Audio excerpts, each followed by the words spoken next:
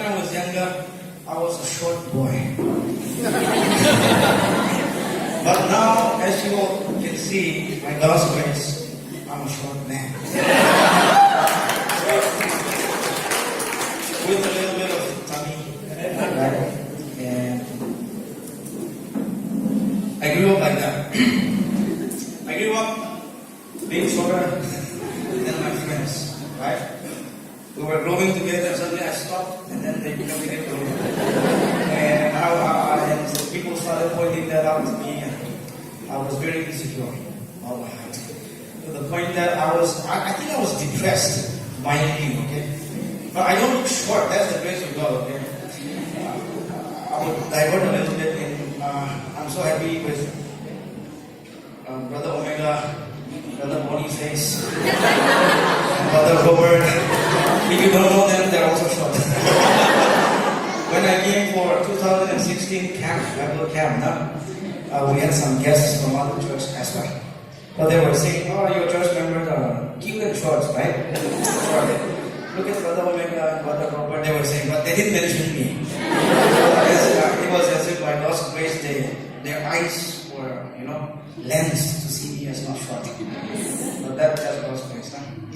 So, anyways, I grew up, I stopped growing, my friends continued growing, so I was depressed I was so depressed and insecure that when someone taller than me, my friends, whenever I go for birthday parties or worship and then prayer service, if someone taller than me, my friends, steps into the room, then I will not talk.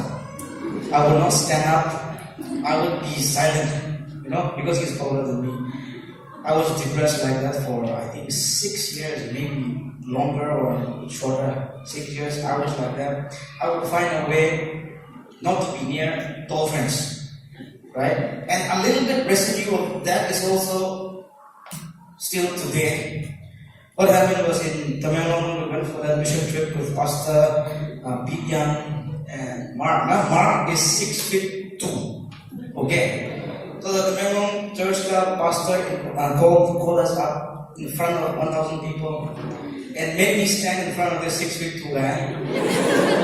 And everybody, 1,000 people they wanted to laugh because it was so many different. Always. They were being respectful and they didn't try to laugh, but they were. So when 1,000 people, it was so loud and I was like, it's okay, I forgive you. I will give my right. And so I grew up like that and I came to Delhi in 2008 on Obama 1. And I was so happy for Obama. My father even named my nephew Obama. He was born in 2008. So I grew up like that and I was very insecure. Whenever someone taller than me would walk in, I would be like dead. I would be like a zombie. But when in 2011, when I got the message of the true gospel, that Christmas happened so that He can die for me, when I truly got that message, I suddenly became so confident in my height and my shape. If I take off my shirt, you will be shocked, okay? How confident I can be even in my shape right here. And even in winter, summer, I don't care. I am my shape. And when I got the message that Jesus would actually come and die for me, that I am worth dying for, I was like, okay, whatever my feeling is, whatever my height is, whatever my tummy looks like, I'm gonna be me. You know what I'm saying? So that was in 2012 camp. When I came back from camp, I think Brother Soyan was also there, and Sana was there. When I came back from the camp, I was sitting in the toilet. I had an amazing experience with God in that camp, and so I was just pondering about what Jesus told me, that I was beautiful. Can you imagine? Look at me. That God would say I'm beautiful. I know that's but God would say that I'm beautiful is another thing. Not your mother saying, oh, Nipu, you're so cute. Okay, acceptable. But think about God telling you you are beautiful and you are important. Telling you you are precious. It's another another level. So I was just wandering in the toilet, to be honest with you, in the toilet. Suddenly a song came to my mind, and I felt like Jesus was singing to me. You know what that song was? Look into my eyes. And you was. I was like, this is my mind, you know. Why would Jesus sing Bryan Adams song? This is not a gospel song. Why would God speak to me now? But I was crying, and I was thinking, why would Jesus sing this song? And I was upset, and I was crying. And I do it for you, and I was like, this song is going to be my number one song. And I have never heard this song after, I think, when I was in the 8th standard. And after a time of 16, 17 years, just popped up in my mind. Yeah, you can't tell me like that. And Jesus was it's not worth dying for. Like that. I was like, okay, from now on, Lord, I'm gonna be friends with tall people. Because that's it. Even if you're tall, you're my friend. So I don't despise you. I want to run away from you. So in 2015, long story short, I was called out to be one of the worship leaders.